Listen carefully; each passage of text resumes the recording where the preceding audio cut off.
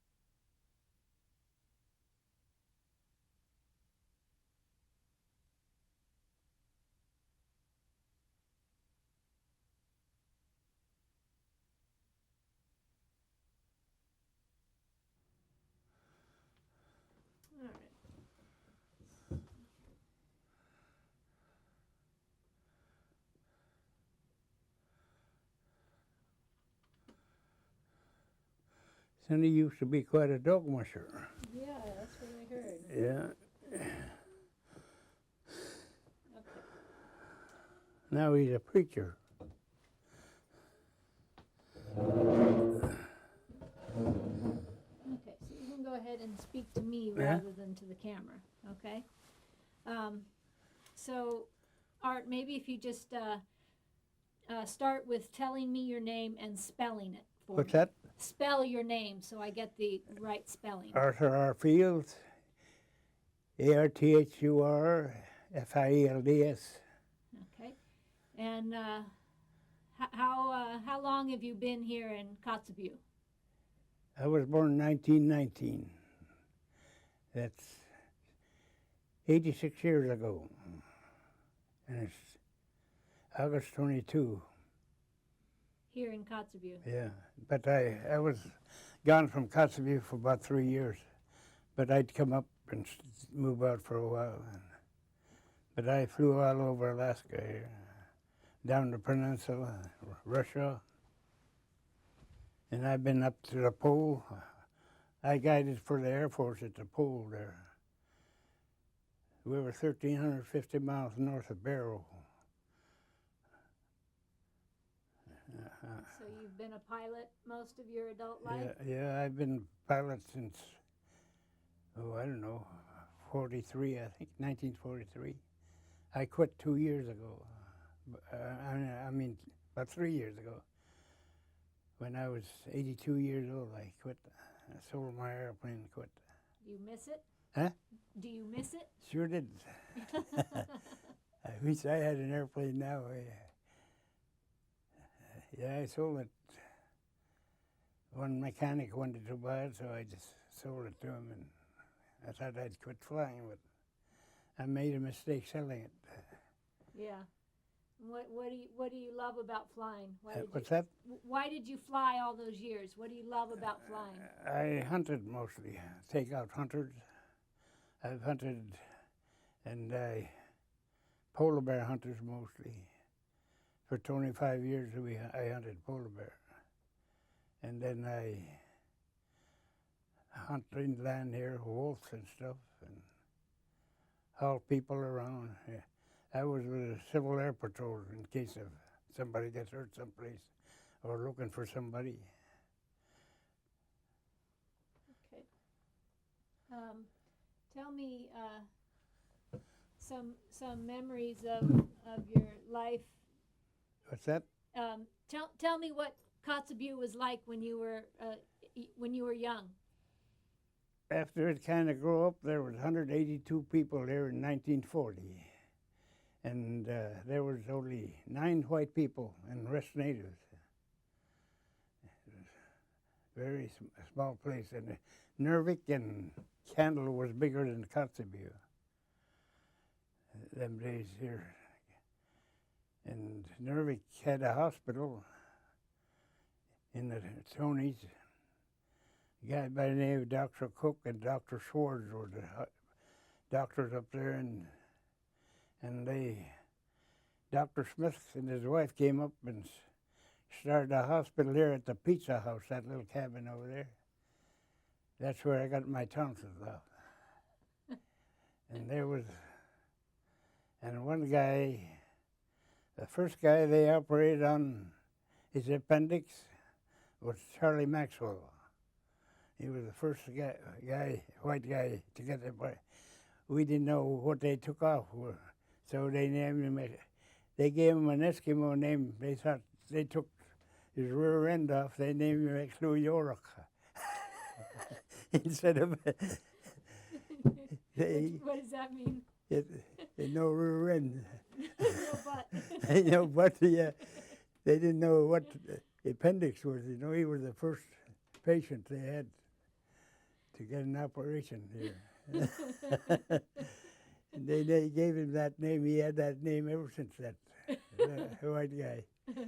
Everybody knew him by Sequoyah. No rear end.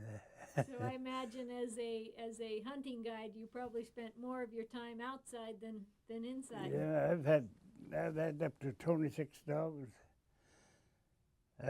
Some of my dogs used to race. I did a rod. in North American Championship, and my uncle used some of my dogs and won the North American Championship. And a guy by the name of Greene borrowed 4 of my dogs, and he won the same race at Fairbanks there. And Joe Cotter, he used some of my dogs too. He came in 3rd in the race, Joe did. I used to fly cover on the Iditarod for about 5 years, 5 different times. Mm-hmm. And I flew. They used to send for me to go to Nome and fly that Iron Dog too. There weren't too many small airplanes, and I happened to have one, and they'd give me a room and place to stay at Nome. And I'd fly over there and fly that Iron Dog race they have. Just as like safety for the race, or What's that? sort of like a safety. Yeah, just make sure somebody don't get hurt or pick up somebody get hurt, I'd wind up picking them up, bring them. Mm-hmm. I only picked up one guy that's all that was hurt. See, he kind of cut his leg pretty bad, that's all. That's about the only one I ever picked up in that whole deal. And I found Colonel Levon when he got sick, that famous old guy that was racing. Yeah. I was the one that found him when he got hurt. And I called up for a helicopter, and I found him right close to, there's a village right out of,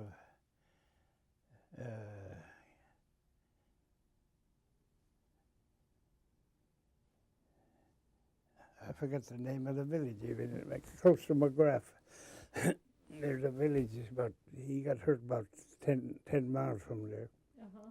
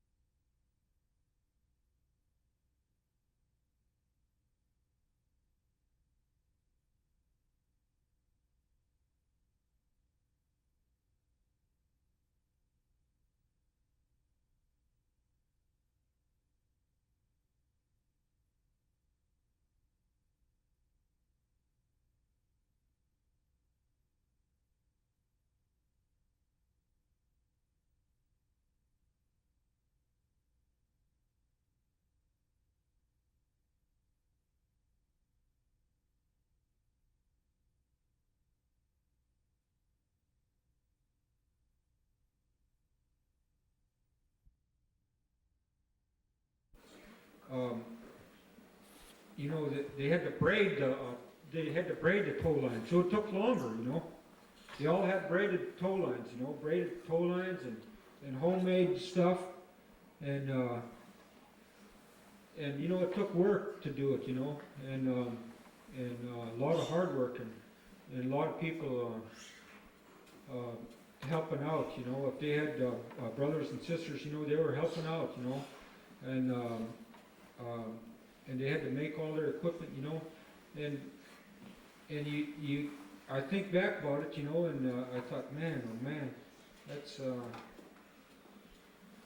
a hard way to go, you know. Like, we have snow machines and everything to drag our dog trails, and I see some of these old pictures of North American dog trail. They never even shoveled off the where you're going over the berms over the roads in Fairbanks there.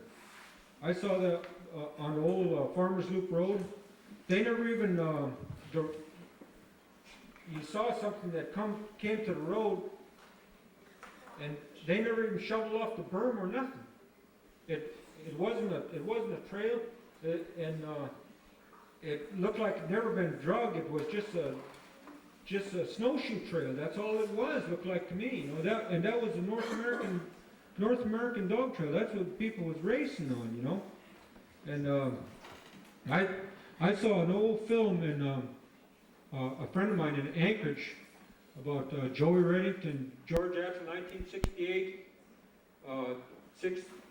68 or 67 in Anchorage, and a friend of mine has it, Jim Welch. I don't know where he got it from, but those guys was racing, and they were hitting, and their sleds was hitting like this, bouncing, and going through looked like a foot of snow. I mean, you know, don't look like the trail was drug to me. You know, I mean, I don't know what they had used to drag the trail with. If it was even drug, was it drug, George? No, it never was drug.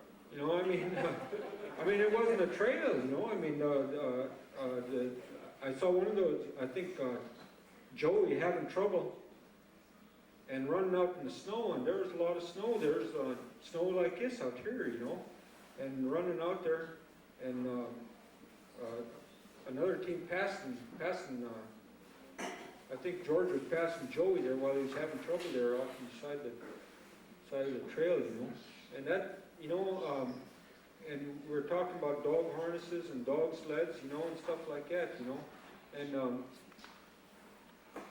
you know, that's just the way it was, you know. It advanced, you know. Like now, you could go to Cold Spot Feeds in Fairbanks and buy about anything you want, you know. You could go there and get the best equipment you want, best equipment money could buy, and you could start from there, you know. You could start from there and work your way into this dog mushing business. You don't even hardly have to work at it. All you have to have is a little money, you know. But in my mind, I always thought, you know, a dog team, you could, if you have any knowledge about dogs and you're a halfway decent dog man, you could compete.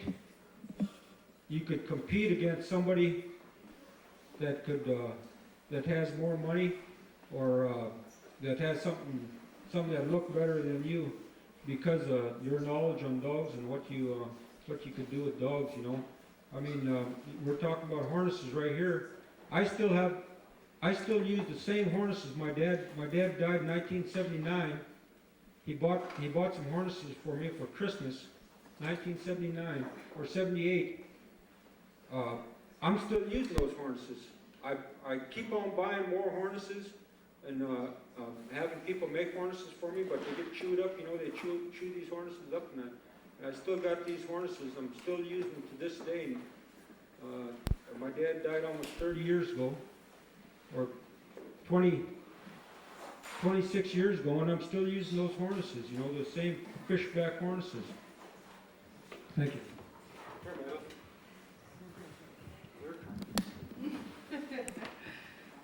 Speaking of how they say the dog harness smells when you come in the house, You know, a long time ago when we were kids, we were taught not to say, this smells, or they would tell us, Tanny, that went up the Jeanie. Don't say that.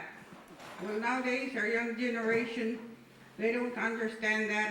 I think maybe we need to teach them more about it. Thank you.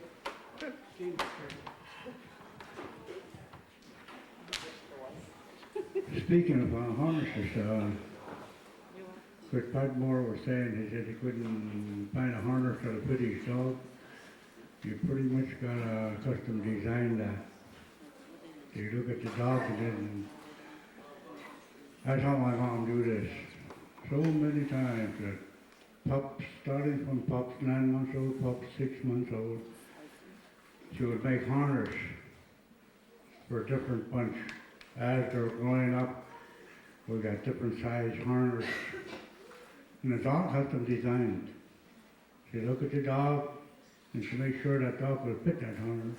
If it don't fit right, then she take the harness apart to a certain place and she makes it fit. That's my mom was good on dogs, way better than me. I was just a newcomer then. And she taught Bergie, my brother Bergie how to take care of dogs. All she did was just look at them dogs and she knew which one was good and which one was strong. And she would custom design a harness. So all these new style harness that's coming out, that's been out for 60, 70 years, before we were born. And now they're coming out saying they designed this, they designed that. It's not fair to our old timers. You know, so, in our culture anyway, it's not fair to our culture saying, this guy designed this guy designed that. It's been out for many years. So you can see where we're all coming from and where we're all going. And as for this guy from Fort Yukon, he said something about, well, way ahead in our style of sled. But I think you're way ahead in our style of culture. We're losing our culture, you still got yours. That's where you're way ahead of us on that. So thank you for bringing that attention to my mind. I say that, maybe I should say something about this. And it's modern technology nowadays. It's just so complicated how sleds are being made and how harness are being talked about and all that. You know, that's been, the sleds I understand, but the harnesses has been out for many years, and now they're coming out saying they designed this, they designed that, you know, but it's not fair to our culture. Thank you very much. You come get it.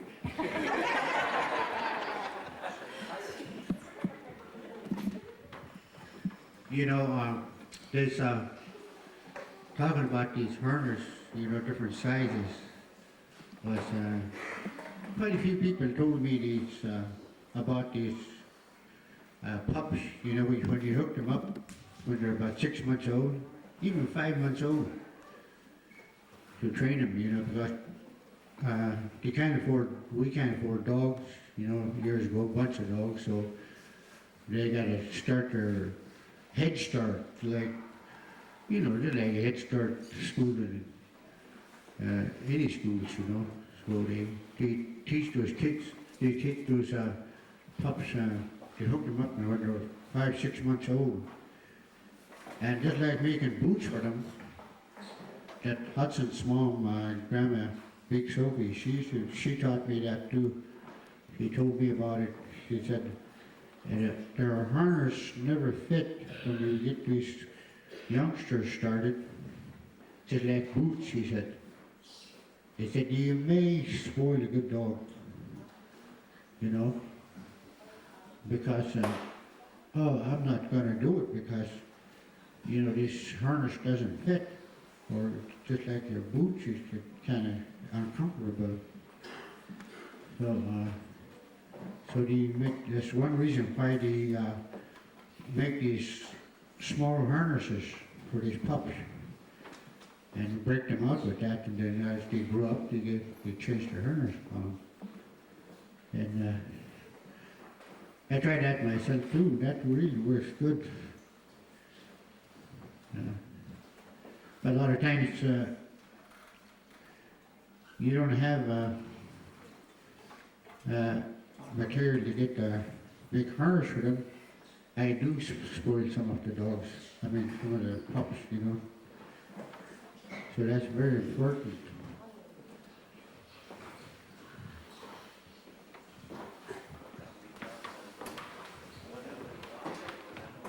You guys speaking of harnesses all this time, let me tell you a story. Back in 1947, I shot a moose in a camp in November, and it was a cow moose, and it had a little bull was probably about a year and a half old with it, and the bull kept notching my back because I would try to butch the moose. I got it, and I went back home. I thought I'd get my mother to try to keep that bull moose away from me while I butch it up. And just then, Morris Demosky and Vincent Yaska came down on a pair of skates.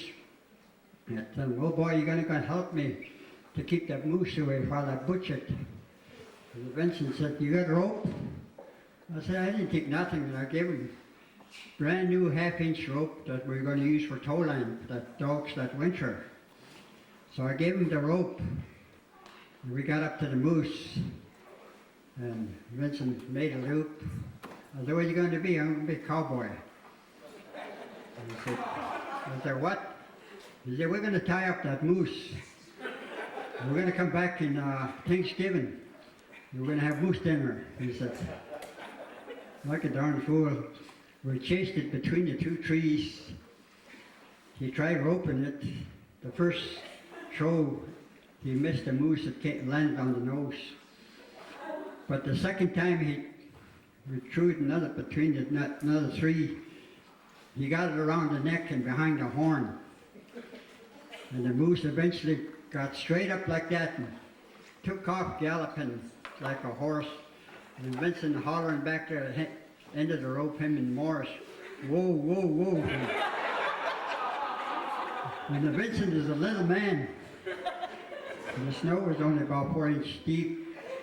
I saw his footprints after about every 10 feet. And he was just flying with that moose. And got out to the river bank, and the moose started going too fast for him, so he let the rope go. And there goes our rope for tow line. Mom came back, and I told him I shot a moose, but we lost the rope. She said, "What?" I said, "We lost the rope, the 50-foot rope for tow line."